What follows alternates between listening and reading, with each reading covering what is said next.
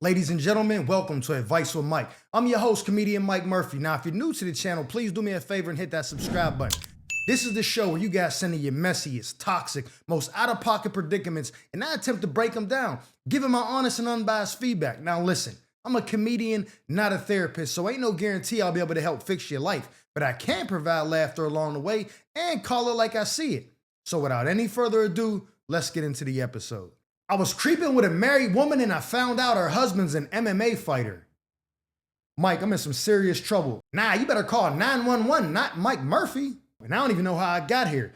I'm sure we're about to find out. I've been sleeping with this married woman. You just said, I don't even know how I got here, then proceeded to tell me you've been cracking a married joint. And now her husband found out. He's been blowing up my phone, texting me nonstop, asking way too many questions. Things got heated and eventually I told him straight up, if he wants answers, he can ask me to my face. Like this video if you think he's full of shit. Then I told the wife what went down and she drops a bomb on me. Apparently, her husband's an amateur MMA fighter and she said that I should be careful. Yeah, stay alert, stay alive. Mike, why didn't she ever tell me this before? Because she was there for one thing and one thing only. Now I'm genuinely scared. I feel like if he catches me, it's not going to be just words. He could really hurt me. Oh yeah, you're about to get parked and put on World Star. Soon as you hear somebody say, World Star, you're going to be on 4K getting abused. I tried to call back and smooth things over with him. Alexa, play Shook Ones by Mobb Deep. And even try to throw her under the bus and say that I didn't know she was married because she lied to me. Nah, that's nasty work, but I'm definitely here for it. But he wasn't trying to hear any of that. He said he'll see me when he sees me. Mike, I don't know what to do, bro. What's the move here? What's the move? The move is U-Haul, so you better haul your ass down there and get a truck and move out of the city, because when homie cuz catch you, it's going to be all type of wild arm bars and some cross-faced chicken wings. You're going to be crippled for at least 12 months. The therapy you're going to have to go through, the physical therapy, is going to be out of this world. Your medical bills is going to be crippling. No pun intended. You'll be crippled too, but that's not here nor there. That's what you get for running your mouth. First of all, that's what you get for cracking somebody's wife and not being able to defend yourself. So my advice to you, short and sweet, is when he pull up on you, I hope you know what he look like. Otherwise, you're going to be blinded. You better have the Roscoe on you. You better be backing out the ratchet and sitting him down, because if not, you're going to get put in a blender. He going to park you right where you stand. It's going to be crazy. You're going to be rolling around looking like Lieutenant Dan. You're going to be looking like Snoop Dogg in, what's the movie with Denzel when he was in a wheelchair? The cop movie. You know what I'm talking about? I can't even remember right now. That's crazy. But you're going to be looking like that. That's what's going to be happening to you when he catch up to you. You know what I'm saying? Bro, what is that movie with Denzel? And Ethan Hawke. He got an Oscar for it. Training Day. Yo, that shit. I want to start the video over right now. I'm so mad I could not remember the damn movie title. You know what? I'm human. I make mistakes. It's staying in. Yeah, that's my advice to you, bro. You already try to call him back and cop a plea. Sucker move. You know what I'm saying? But low-key, I'm here for it a little bit, because what he's going to do to you is going to be irreparable. You know what I'm saying? You're not even going to be recognizable when he catch you. Because not only was you piping the wife, right? He's mad about that. Let's just say when he asked you the questions, you'd have been like, yo, bro, I didn't even know she was married. We did this. If you'd have just threw her under the bus right away, you might have spared yourself. Because if he's any type of, you know what I'm saying, he might have been like, you know what? I was going to do something to you, but the fact that you innocent in all this, I'm going to let you slide. Don't contact her again. You'd have been safe. But then he's asking you questions, trying to get to the bottom of it. And you're like, yo, bro, stop asking me questions. If you got a problem, see me. Then he was like, oh, bet? Word. Now it's over for you, fam. You have to move. And wifey, I'm going to tell you right now, it sounds like this ain't the first, you know what I'm saying, hoorah. I think his wife been doing this. And he can't put hands on her, or he won't. So there ain't no consequences for her. She just go out and get new pipe, put the homie at risk, and then carry on with her life. So what I think is, to smooth things over with him, what she's going to do is give you up. I don't know if it's going to be the Instagram for the market research purposes and whatnot, but I'm telling you, it's not going to be no market research. It's going to be emergency room research. That's what you're going to need. So if she gives you up and now he knows who you are, he got a face to go with the name, and he already got your number, it's over for you, bro. It's over. Stay alert. Stay alive. I asked my boyfriend for a purse, and he came back with one from Chanel. Mike, I gotta get this off my chest because it's driving me crazy. My man keeps buying me gifts. Alexa, play Whatever You Like by T.I. Matter of fact, Alexa, play Throw It in the Bag by Fabulous. But here's the thing, he's not buying me what I actually want. He's buying me stuff that he thinks will make him look good and not what I would actually be happy with. All right, cool. Give me an example. For example, I told him I wanted a Telfair bag. Nothing crazy, right? What does he do? He goes out and gets me a Chanel bag instead. What's his Instagram? Nah. Definitely not for me. It's for market research purposes and whatnot for the shorties watching this video. Now, don't get me wrong. It's expensive. It's nice, but it's not what I wanted. Maybe because you ain't never near not had a rich man like that, and now you feel like a fish out of water. It feels like every time he buys me something, he's thinking about how it reflects on him, how it makes him look. Nah, that's because you are a reflection of him, and it sounds like he don't want wifey walking around wearing that welfare wardrobe, if you ask me, instead of actually listening to me. I love gifts. Like this video if you think she's full of shit. But this is starting to feel less about me and more about him showing off. Mike, am I overreacting for being frustrated, or is it fair for me to want him to actually pay attention to what I want instead of trying to impress me all the time? Now, what Drake say? I ordered her the filet, told him butterfly, she'll love it. She's used to soda and nuggets. She's really out here thugging. That's what you sound like. He didn't bought you the Chanel bag and you like, I wanted the black-owned business dip. Salute you for that. But a lot of chicks will see this video and be like, nah, send homie cuz my way because I'll definitely take the Chanel. I heard them joints is like 5 racks off rip. Heard that Telfair bag is about $1.25 or something. I don't know the prices. I don't be buying purses like that. That's just what I heard. You know what I'm saying? I ain't do no market research or nothing. I'm just telling you what I heard. So the fact that you complaining about getting something better and not what you wanted, I get it. You know what I'm saying? Like if somebody was gonna buy me a gift and say, yo, whatever car you want, get it. And I'm like, yo, I want a Suburban. And they come back with a Range Rover. I'm like, bro, that ain't what I wanted. Yeah, but this is way better. I get that part of it. But the disconnect, I think, and this is my thoughts, I think that you two are on 2 different wavelengths. And you said he's only buying gifts to make him like how it reflect on him, how would it look on him.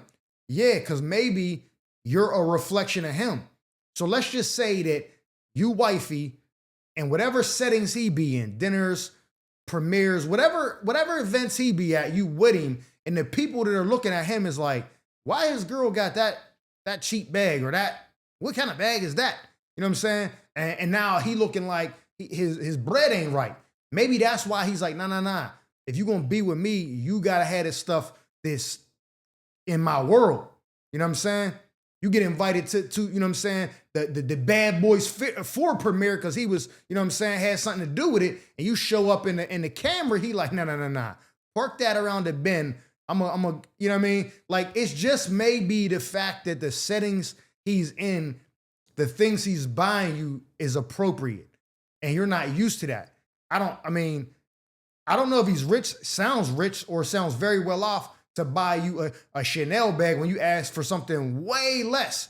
Most of the time, the problem women have is they ask for something delusional, unrealistic, and then the man gets them something that's appropriate for them and they complain about it. I asked for a Chanel bag and he bought me this Telfair. What do I look like, a Telfair type broad? You do.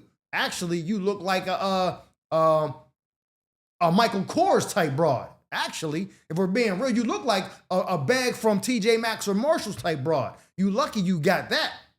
That's usually the issue, is people wanting something that they don't deserve and getting less. He's giving you something that you don't even feel like you deserve. So maybe that's just the issue. I just feel like the world he lives in and the world you live in aren't the same world. And so the things you're asking for are probably dope in the world you live in. Maybe you pull up to brunch with your girls, or y'all have wine night or whatever, and you show up with the new Telfair and they like, damn, he got you that? Okay. But I guess what? If he pulled up in the Chanel, they probably gonna be like, oh, that's probably fake. Because they can't even fathom the fact that you got a dude that could buy you the authentic joint from the joint, from, you know what I'm saying, the boutique on Rodeo. They don't even think that's possible. So they like, oh, that gotta be fake. He bought you a fake bag instead of what you wanted. That's probably the response you would get from them, because none of y'all done seen nothing like that. When you're like, no, it's real. I mean, he gave me the receipt and everything. Girl, what? Let me see. He bought you a Chanel bag. They're gonna be blown away. You might as well pull up in a Rolls Royce, you know what I'm saying, to the seafood boil spot. Cause that's the reaction you're gonna get. Baby girl, you in a whole different stratosphere now. If your man is buying you gifts like that, you need to learn to appreciate it or find somebody who makes you feel adequate enough by buying you the stuff that you feel is on your level. Because I think that might be another issue. Again, I ain't a therapist, I'm a comedian. I honestly think that you don't feel deserving enough of that stuff. And so you're asking for what you feel you deserve. And that's where the problem is at. My advice to you will be to communicate that to him. And if he's anything the kind of man that I think he is, he's going to tell you, listen, I know you want those things. Cool. You can't be my woman and be with me with that kind of stuff. Now, I ain't knocking Telfair. Let's put that out there. I'm just saying in certain circles, name brand status, all that means something. So in a status where Chanel is the standard, that Telfair makes you look like a peasant in his world, I'm assuming. So if you communicate that with him and say, why do you keep doing this? He may say exactly what I'm telling you. Or he may say, yo, I'm not buying you that shit. Like, I'm buying you what I think is fly. I'm leveling you up. Y'all always want the stronger man, the smarter man, a leader, a provider, all that. So now he's providing you with something way better. You're resistant. It's like we can't win with you ladies. Come on, man. Have a conversation with him. See why he's doing it. And then if it's anything like I said, you either have to say, okay, cool, and level up with him, or move on to somebody who can get you to Telfair, no problem. And y'all, you know what I'm saying? Got to Telfair love. That's my advice to you. Stay alert, stay alive. Me and my best friend fell out all because she don't like the way I talk about my mom. So Mike, I got into this huge fight with my best friend, and I don't think I did anything wrong. Like this video if you think she's already full of shit. Me and my mom have a horrible relationship, and I was just venting to her about how much I can't stand my mom. What's your mom's Instagram? Nah, it's for market research purposes and whatnot. Nothing crazy, I was just being honest. But my friend totally lost it. Went off on me calling me selfish and ungrateful. Maybe she has a point, but continue. See, her mother died when she was a kid, and apparently me talking bad about my mom is the worst thing anyone could ever do. Definitely sounds like that's a trigger for her. She's telling me I don't appreciate having a mother and then I'm being cruel. Alexa, play Don't Be Cruel by Bobby Brown. She's acting all offended and entitled like the world revolves around her trauma. Mike, she doesn't get it. My relationship with my mother isn't the one she had with hers. It's complicated, it's toxic, and it drains me so much. Now that sounds like my last girlfriend. The way she would drain me was insane. Oh, no. You mean something else. My bad. Go ahead. Finish. My mother is always negative, and I'm not about to sugarcoat it just to make her feel better. But now she's giving me the cold shoulder, acting like I'm the worst person alive. What should I do? Am I really in the wrong here, or is she just being way too sensitive? Oh, you know what I think would be a great idea? Let me vent to my best friend who lost her mother as a child about how moms are overrated and I hate my mom so much. Yeah, that's a great idea. What's wrong with you? Are you really that tone deaf that you don't understand how to read a room? Your best friend lost her mother when she was a child, meaning that she has very little connection or relationship that she was able to develop with her mom before she was taken away. And you decide to say, hey, you know what? I hate my mom. I'd trade moms with you in a second. Well, why do you think that's a good idea? I got a friend who lost his mom and his father, right? And I just recently lost my father and my stepmother over the last couple of years. But before I lost either one of them, I would never talk bad about my mother or father to my friend who lost his parents because I didn't know whether or not that would trigger him or be a sore topic for him to have to deal with. Because I knew that the relationship he had with his mother and father was amazing. He loved them. Every year he goes on and I know it's a struggle on their birthdays and the days they pass away to fathom it all. And there's times where I want to be like, yo, I hate my raise, bruh. She's doing this, she's doing that. But I don't, not to him at least. Because I know in his mind, he'll be like, yeah, at least you got a mom. It's just reading the room. It doesn't mean that I have to fake the relationship that I have with my mom to make her happy, but you don't have to go talk to her and be trauma dumping on her about the relationship you have with your mom when she don't even have a mom. Like this, clearly you're at fault, 100%. She's not being sensitive. She's not overreacting, nothing. You are wrong. You owe your friend an apology. Because you could tell that same story or you could vent to any other one of your friends, family members, whoever, that have parents or understand at least the dynamic between you and your mom. Because whatever y'all dynamic is, however much y'all argue, go back and forth, bicker, she's negative, whatever, et cetera, maybe your friend never even gets to totally see that. Or maybe the loss of her mom is so bad and traumatized her so much that she'd rather have a negative mother than no mother at all. Now, We all know when you deal with somebody who's negative and they're draining and all that, you realize that's not the case. But when someone's yearning the love and the relationship with a mother like her, someone who lost that parent, to them, they think that would be better than nothing, even though it's probably not. But you cannot trauma dump on her and she doesn't have a mom and then think you're overreacting. Now she's giving the cold shoulder. No, she feels away because you do feel ungrateful and unappreciative of having a mother still. This is one of those things where both people in this story, you and your friend, have a skewed point of view. Her point of view is, I wish I had a mom. Nothing else matters. She's not willing to consider how your mom treats you or how that might affect you, and maybe her being in your life isn't the best thing. That's not how she's going to see it. She's only going to see it for, I still wish I had a mom and you got one, stop complaining. Your point of view is, yeah, I know I got a mom and it's unfortunate that your mom passed away, but I don't like my mother. I don't like anything about her. She's toxic. It's draining. I don't want her in my life. And that's all you can see is the way that your mother makes you feel. So when you spew out your things from your perspective, she's only able to see it from her perspective. So I think the two of you need to sit down and have a conversation. You definitely need to apologize to her. Say, listen, I apologize for how I made you feel. I understand that your mother, you know, that whole deal. However you want to say it, I'm not giving you the apology. It needs to come from heart. But you do need to apologize. But you also need to tell her, like, this is why I did the thing I did, not realizing how much harm it would cause to you. Because you don't want to say, I'm sorry, but you don't understand. No. You say, yo, listen, this is why I was doing it, not realizing how it would affect you as a friend.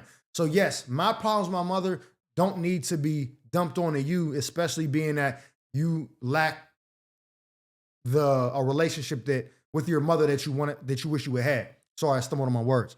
So you need to apologize, but just explain to her why you weren't understanding why she was upset. And say, you know, moving forward, I'll be more understanding, I'll be more empathetic, and I won't discuss the problems I have with you because I know that this is a sensitive subject for you, but I apologize. I didn't mean to make you feel that way. And that's it. You know what I'm saying? Because here's the reason.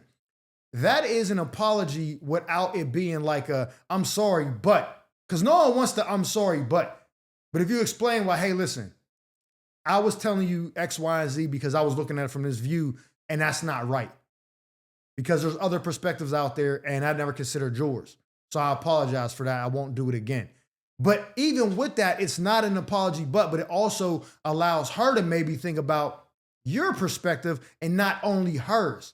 Because this is a friendship, and you wanted to, you know, both sides to be open and understanding of what the other person's going through. So maybe by doing that, you disarm her, allow her to understand your perspective to a certain degree, and then just moving forward, you guys just don't talk about your mom in front of her, knowing it's a sensitive subject. That's my advice to you. I hope it all works out. Stay alert, stay alive. Ladies and gentlemen, that concludes this episode of Advice with Mike. I'm your host, comedian Mike Murphy. I hope you guys enjoyed me as much as I enjoyed you. And if so, please do me a favor and hit that subscribe button. Like this video. Matter of fact, leave me a comment and let me know what advice you would have gave them. And who knows, maybe you got your own toxic tale to tell about a shady friend or an entanglement you need help untangling. If so, feel free to drop me a letter at the email provided below, and I'll make sure to read it in the future segment of Advice with Mike. Now, with that being said, our time together has come to an end. But just remember, stay alert, stay alive.